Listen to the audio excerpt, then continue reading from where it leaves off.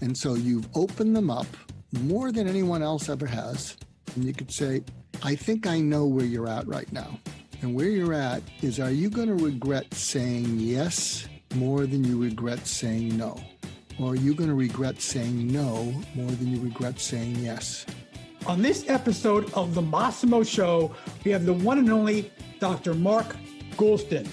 Mark is the hacker into people. Look, he has hacked hostage negotiators within the FBI, and now he's hacking entrepreneurs and CEOs and actually looking into their future.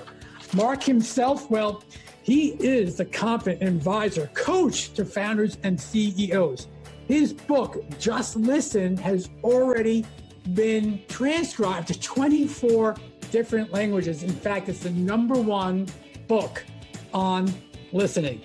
Originally a UCLA professor in psychology and former FBI and police hostage negotiator, Mark Goulston's expertise has been forged and proven into the crucial of real-life, high-stakes situations. Folks, get ready, hang on. You'll learn a lot, not only about influence, but also for you entrepreneurs. What is the key question you need to ask in sales? And what is the key mindset, the perspective you must have when communicating with your prospects? So let's get ready for Dr. Mark Goulston. Hi, this is Rod Santomassimo, and welcome to the Massimo Show. The objective of the Massimo Show is to share how you can maximize your personal, professional margin.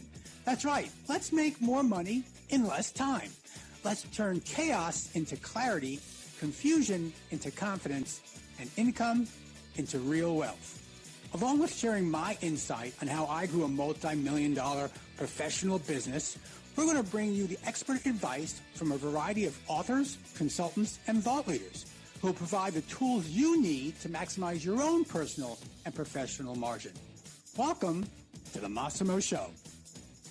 Hey, this is Rod Santomassimo with the Massimo Show, and be prepared to really understand human nature, understand leadership, understand, how to work, and I hate to say this, but how to sell, how to compel, we'll get to as well with your audience, with the one and only Dr. Mark Goulston. Mark, welcome to the Massimo Show. Boy, I thought my last name was difficult. I really feel for you, man.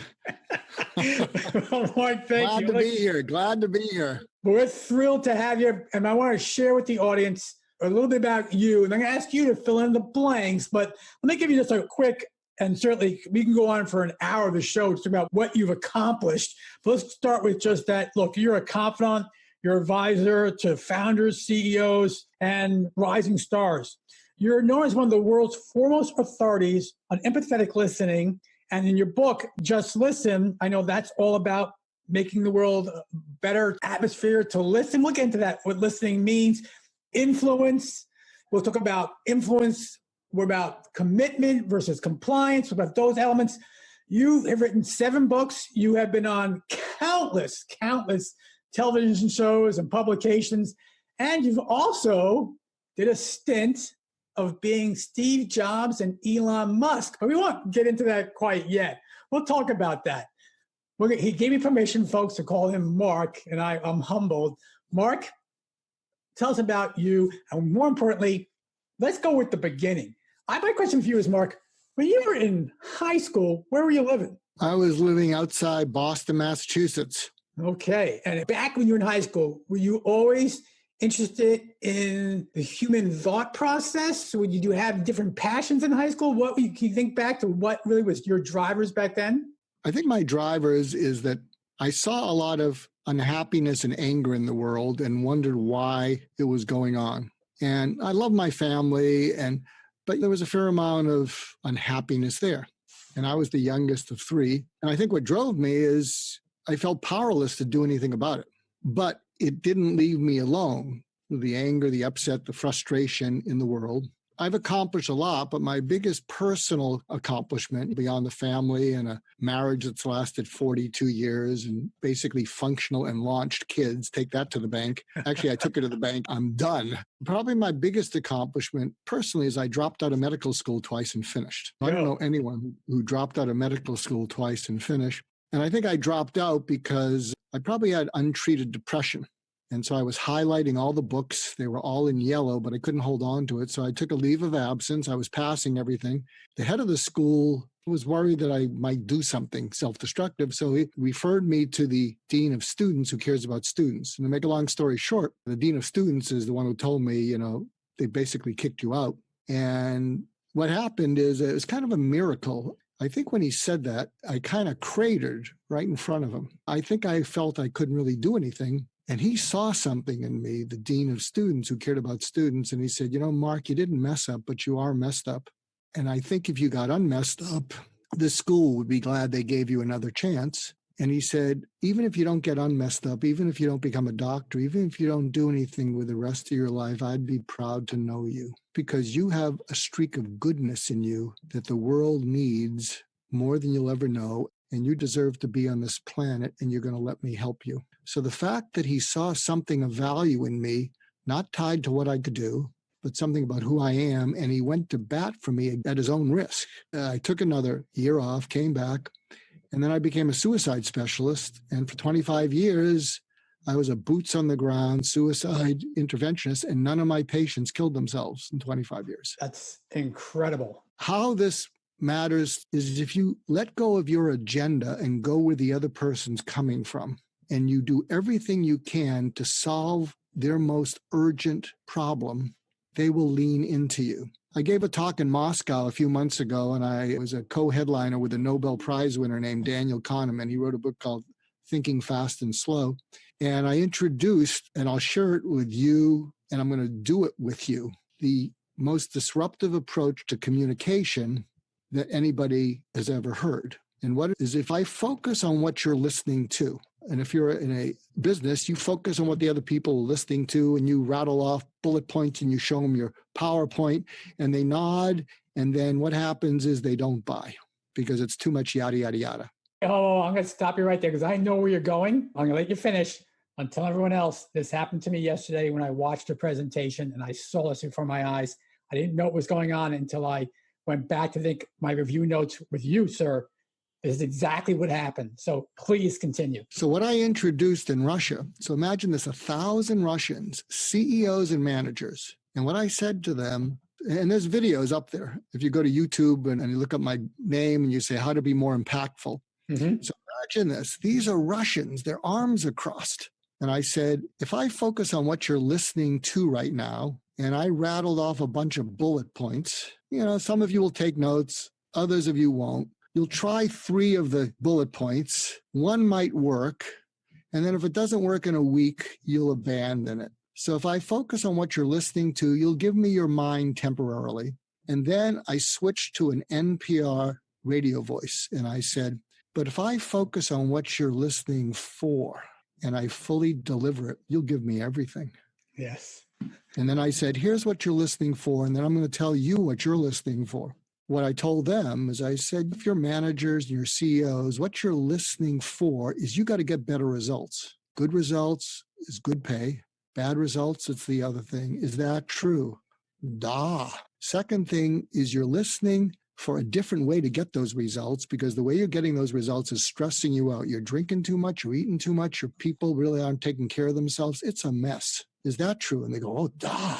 And then the third thing is I said, what you're really listening for also is if I can give you a doable by you tactic that you can use right now, and there's no book. I haven't written this book. There's no course. There is no upsell. Just the tons of money you paid to come here and spend a day with us, you're all paid up. But if I could give you something that you can immediately use that's doable by you, and you don't have to be a psychologist, you don't even have to like insight, you don't even have to like thinking. If I gave you a tactic that you can use immediately, this day will have been worth your time and your money. Is that true? And they went, oh, da. So here's what you're listening for. You ready? Can I try it on you? Let's do it. And if it's accurate, I want you to tell me what switched in you, what I'm picking up that you're listening for. Because before this, you were listening to an expert. Oh, he's all over the world, yada, yada. We got to pull some of his information. That's so transactional. That makes me want to go to sleep. But if I focus on what you're listening for is you want to give your audiences value. You want to give them something so that they tell other people, have you ever listened to this podcast? And that they'll share it. They'll write reviews on iTunes. And it's must see and must listen to information.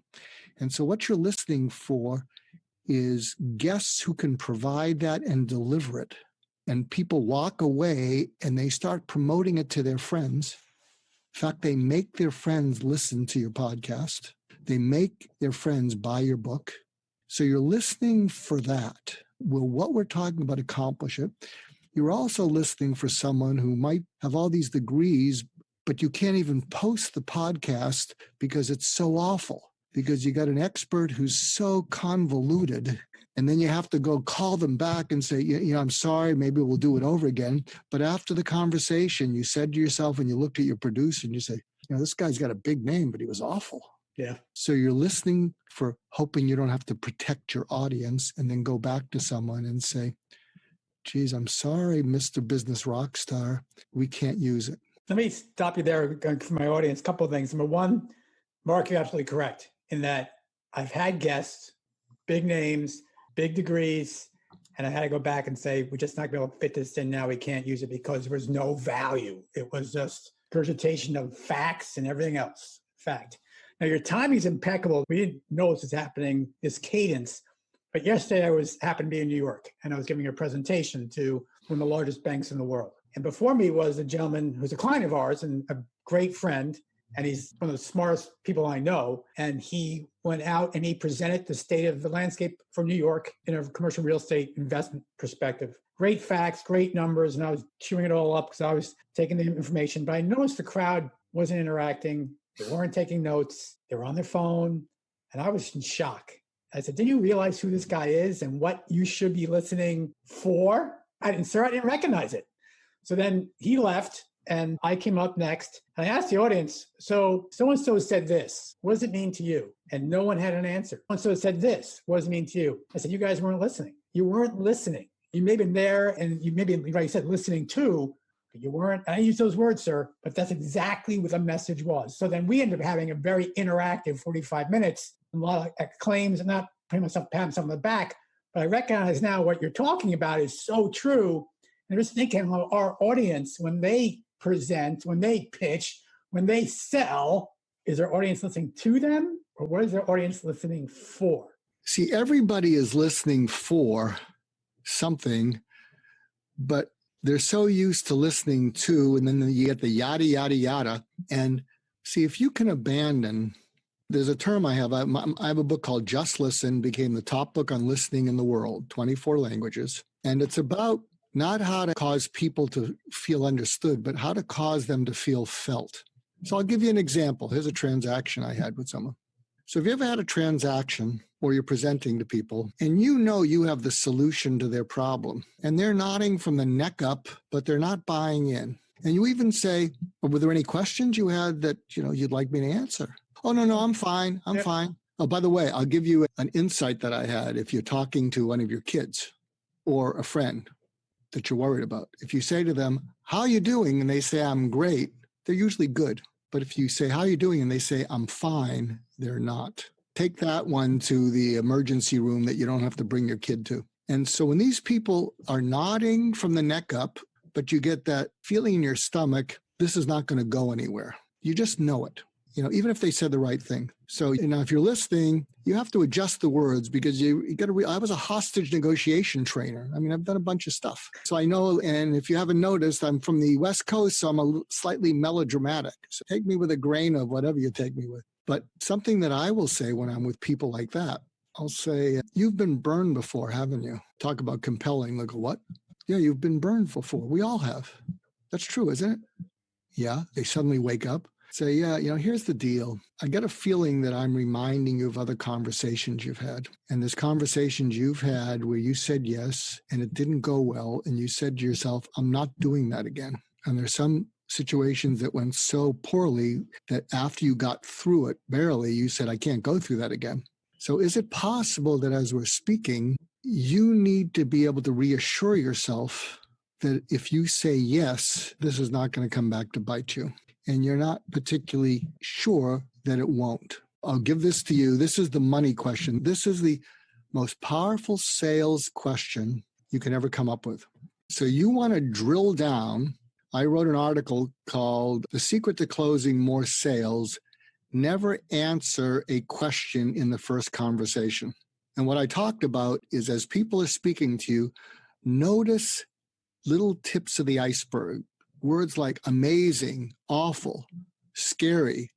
Notice when they raise their voice, and after they say that, instead of giving them an answer, you can say more about the amazing, say more about the awful. And what you're doing is you're getting them to be more invested in the conversation, more than they are in other transactional conversations. So what you really want to do is get them to just fully reveal what's going on. One of the other things I often do, and I get away, I'm a medical doctor, and I'll sometimes say in a conversation, I'll say, I'd like to take this conversation to the ICU. And they'll say, what do you mean? Well, as I've been speaking to you, I've been trying to focus on what's most important, critical, and urgent to you.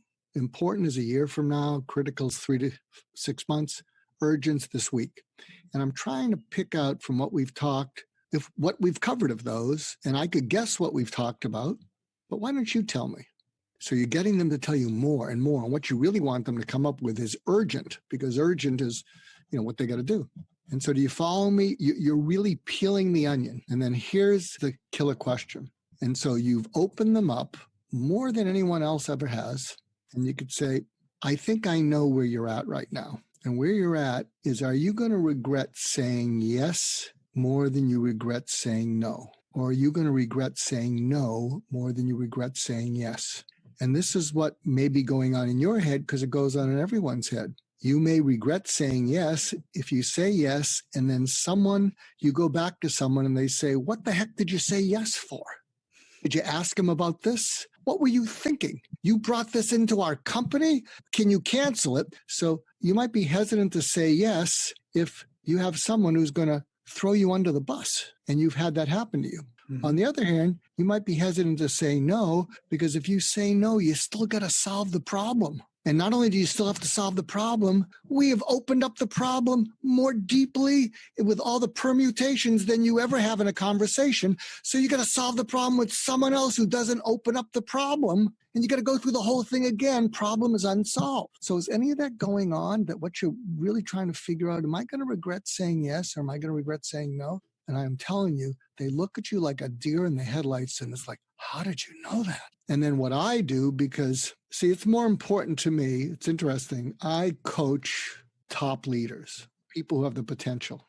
And recently what I've been saying to them is, it's easier to have confidence in you because you're very persuasive.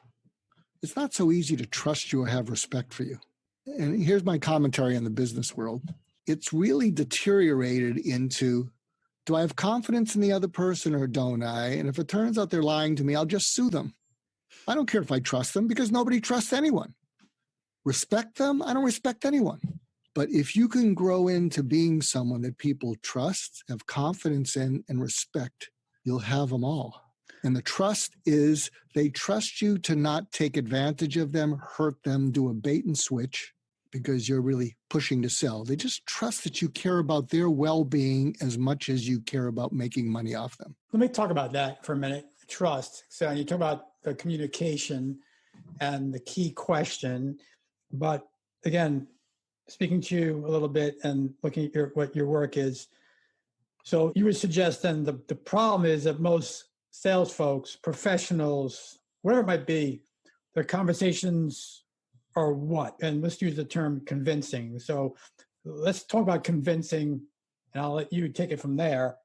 So is a convincing conversation the way to go, or is that an error? Tell me about that. It's an error, because what you communicate when you're convincing is you care more about making the sale than you care about the other person. Mm-hmm. And you're jamming it down their throat in case they want to wiggle away. So when you're really convincing and persuading, you're blocking all the exit doors. And the problem is They'll sign it and then they'll get buyer's remorse and say, I changed my mind. So convincing is, and here's what happens when you're trying to be convincing. And don't use it at home, by the way. You take away their ability to choose to buy from you. And people want to be the masters of their own mind. People want to pause and feel that they chose to buy from you as opposed to they had to buy from you. And people who are very convincing, you take away free will from the other person. And again, look, there are certain things, short-term things in retail and whatever. There's certain places where you're not trying to build a long-term relationship. You're just going for the quick sale. So even there, I don't think it's proper, but you can get away with it more. But you have to drink more after you go get home from work because you're going to hate your job in about 5 years. Look, it's amazing to me that when you were in high school, you sought out a way to make people more happy, right? You saw a life of a lot of hate, a lot of, let's say word you use, hate, attrition. Anger, frustration. Now, look, we're not going to get political. This is not a political conversation at all. But at the time of this recording, there's still a lot of hate and divisiveness going on in our society. There is. So you're talking about 40, 50 years since you're in high school and saying, I want to address this. So is there an example of convincing versus compelling? I'm staying away from the politics, but let's talk about the politicians because there's messaging there that still is applicable to learning. Again, listen for and listen to this for learning to our audience. So talk about the messaging of the parties and how one may be convincing or compelling and what the issues are there. Can you help me some insight there? Here's something you can use if you really want to get people to open up to you. But I'll tell you, if you get people to really open up to you, you can't take advantage of them. Because if you take advantage of them after you've gotten them to really open up to you, they're going to hate you and they're going to deserve to come after you. Now, if you keep it transactional, well, they didn't open up to you, no harm, no foul, maybe a sale. But here's one of the ways to get people to really open up. It's what I call the 5 reallys, REALLYS. And it goes something like this. I could say, Rod, I can see you're asking these questions. You watched someone do a presentation that didn't work too well. And so the first question is, what's really going on, Rod? And you might say, well, I saw someone, I saw a client, and I'll see some people and they just put their foot in their mouth. They have an opportunity and they're just blowing an opportunity and they don't see it. Well, what's really going on? Well, Mark, sometimes I can't protect my clients from themselves. They're going to get a lousy result and somehow come back at me. Mm-hmm. But really what's going on is I can't protect them from themselves. Well, what's really going on? As I think of my career, Mark, there's been more than a few of those people that as soon as I saw red flags, I should have just cut my losses because I know where it was going. So what's really going on? Mark, as I see my career, I want to be able to vet the people that I can really help and who want help. I see a lot of people who need help, but they don't want it. And then I try and convince them and I get exhausted and then it doesn't go anywhere. Yeah, but what's really going on, Rod? I got to learn to figure out people differently because people look to me. They look to me as kind of a thought leader in what I'm doing. Use the word confidence. Mark, people trust me. They respect me. They have confidence in me. I want to be worthy of that. But I think I got to understand people better because here I am giving expert advice, and yet I'm seeing stuff that's coming back to bite me, and I just want to get better at this. And sometimes I feel like I know what I'm doing, and other times I feel like, what's going on? So I'm making this up, but can you feel as we're going down? Oh, yeah. Peeling back the onion to the real issue of what's going on and more self-reflection, how it's not the client, it's me in your case, right? The focus back on the person versus some external. Now you can use this with the client because you can say, I've answered all your questions. I asked if you had any more. This was my due diligence before we met, so this is what I thought your most important, critical, and urgent problems were, and I tried to address them. And you're kind of nodding, and maybe what you're deciding is, I don't have the right solution for you, or I do, but you don't know how your company can implement it, or it costs too much. But what's really going on? and then you open them up. Well, that's not the solution, and maybe we're looking at the wrong problem because you came here trying to solve the problem that we put out to be solved, and you have a great solution. And I'm thinking as the other person, maybe it's a different problem. Mm-hmm. Okay. So what's really going on? I think I got to go back, to my company and say, are we focusing on the right problem? Because I met someone who had a great solution. I mean, the best solution, the best product, the best service. And it was the best I've heard so far. And it just didn't work. I might need to go back to my company and say, maybe we need to focus on a different problem. So do you follow what I'm saying? This is a different conversation than people have, but you can learn these things. You've given us so many tools, and listeners, again, hope you're listening for these and not to this conversation, because Mark is sharing so many tools for you really not only to better serve your clients, but ultimately have better communication, better conversations. And as Mark went through that example just now, better clients, which is key. So Mark, I'm going to leave you with one last question, and that is, your goal was to create happiness. So if you don't mind sharing, what is WMYST? Am I saying that right? WMYST? WMYST. Okay. MYST. Okay. And I'm going to ask it of you. What happened is a year ago, I became a grandparent for the first time. Congratulations. I told my wife, we've been married a long time. I said, I've never been in love like I am. And I told her, I said, I don't remember loving you this much. I mean, he's 2 miles away and I get to see him, and the way he looks at the world, it's so innocent and pure. And my wife says, no, I'm not bothered that you don't think you love me that much, because I know I didn't love you that much, she said to me. But what happened is, as I'm hanging out with my grandson, what WMYST stands for is what made you smile today. What made you smile? And I have a TEDx called What Made You Smile Today. You can find it. It came out after several months. And what my TEDx is about briefly is, a friend of mine had a 22-year-old drug addict daughter, and he couldn't stand hearing from her because she was always manipulating him. And so he said, I'm making it worse, but I can't stand talking to her because she's always lying. And he said, every day I started texting her, hey, honey, it's Dad. What made you smile today? I did it every day at 5:00 because I figured she's smiling about a slice of pizza, a shower, scoring some drugs. I don't know, but there must have been something that made her smile. And at first she tried to manipulate me and said, oh, I'm smiling because I thought you'd give me some money. And I said to her, oh, no more money. We've done that. And he said, I just kept doing it every day. And then after about 6 weeks, I texted her and I said, hey, honey, it's Dad. What made you smile today? And she texts back, well, Dad, if you must know, what made me smile today was knowing you'd send me this text. And he started to cry. And he said, it was the first time we liked each other. Mm-hmm. And then 2 months later, she's off drugs. So we have started a global movement at WMYST Global on Instagram. And we were waiting to launch it. It's like the Ice Bucket Challenge. And we have a nonprofit, WMYST.org. And people will be hearing more about it. But what I've done since then, Rod, is I have wristbands. Here, I'll show you. Here's one. And the wristband says #WMYST. Mm-hmm.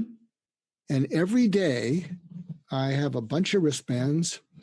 And when I see the name-tagged faceless people in the world, the cashier at McDonald's, the TSA agent, anybody who serves me, after they serve me, if they're not rushed, I pause and I level the playing field. And this is in my TEDx talk, like I did with Carmen at McDonald's. I said, Carmen, thank you. My name is Mark.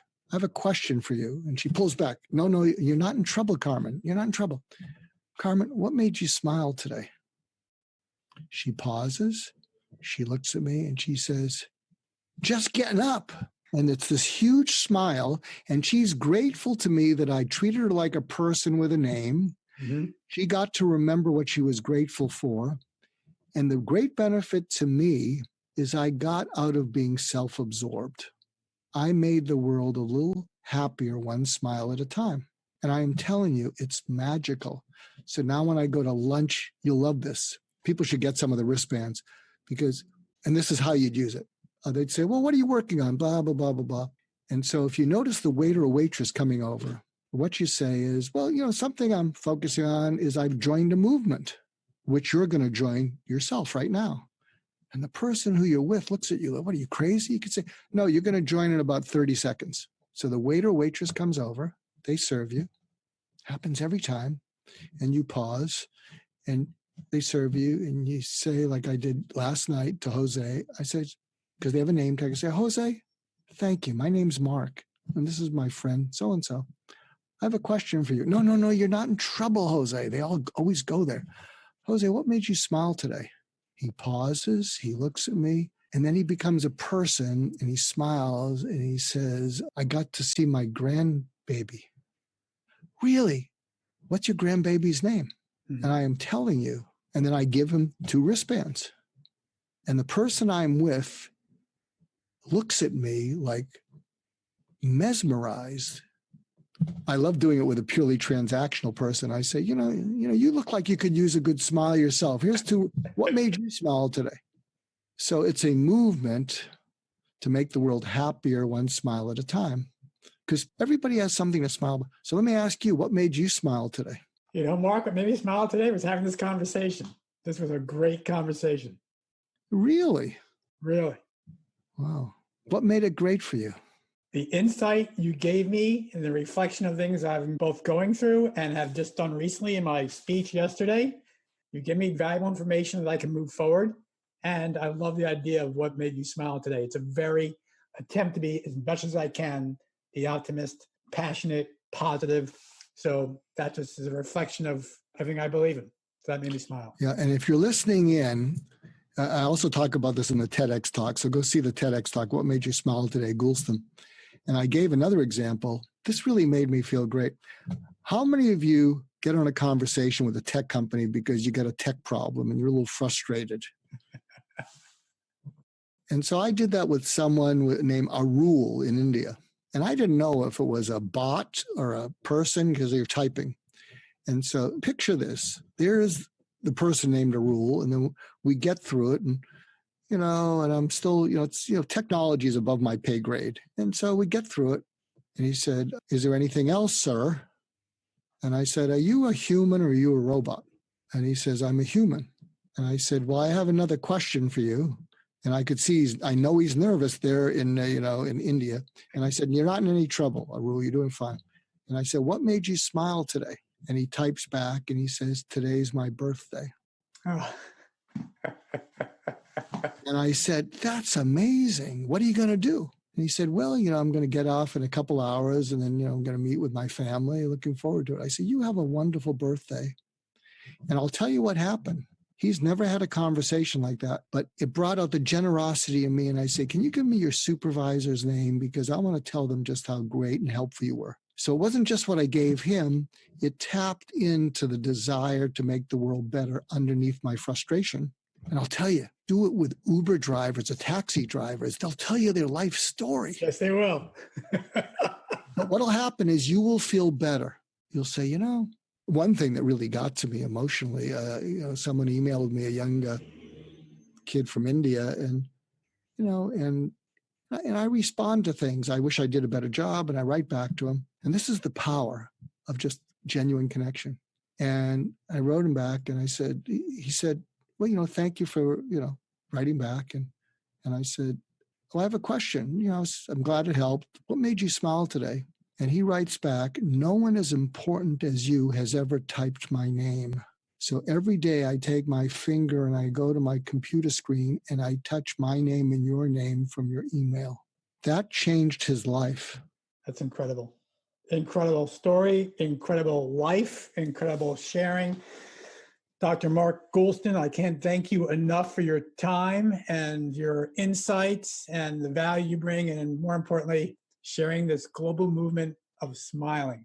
Incredible. Thank you so much for your time on the Massimo Show. Thank you for having me. You made me smile too. Okay, sir. Well, for everyone else, as I always say, knowing isn't doing. You got a lot of value after the show. Now, it doesn't matter what you know. It matters what you do. One thing you should do with this show in particular is share it with your friends, your colleagues, your peers. Heck, share it with your dog. It doesn't matter, but just share it. Until next time, this is Rod Santomassimo with The Massimo Show. I want to thank you for listening to this version of The Massimo Show. And please, please go out and share this with your friends, your colleagues. Heck, share it with your dog. Just share it. And more importantly, just give me some feedback, good, bad, or indifferent. We all grow from understanding what our audience wants to hear. So until next time, this is Rod Santomassimo with The Massimo Show. Hi, this is Rod Santomassimo, president and founder of the Massimo Group. And did you know that for over the past 11 plus years, we've worked with thousands of independent contractors, solopreneurs, and small business owners just like you in repositioning their and/or their team's efforts so they can build the personal, professional practice they've always dreamed of. We provide coaching programs for all levels of experience, earnings, and yes, success. So if you're finally ready to get off that transaction treadmill and chasing deals that are growing nowhere and start building the personal, professional business and life consisting of greater wealth and more time, well, check us out at Massimo.coach. That's Massimo.coach.